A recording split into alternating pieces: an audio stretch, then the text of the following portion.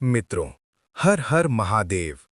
हम ब्रह्म पुराण का सारांश और अंतिम संदेश समझेंगे।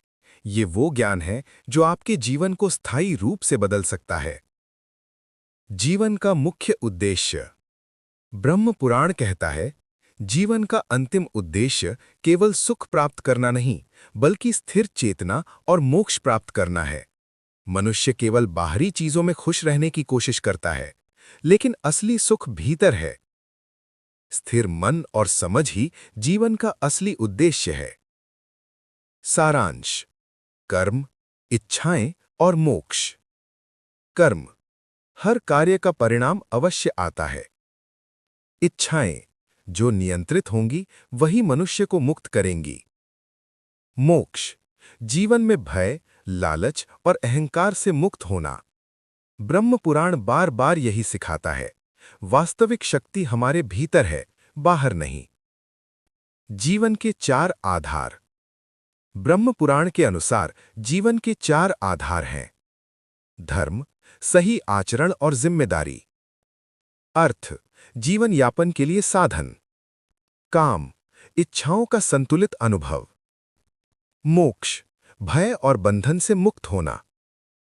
यदि इन चारों को समझकर जिया जाए तो जीवन संतुलित और सार्थक बनता है।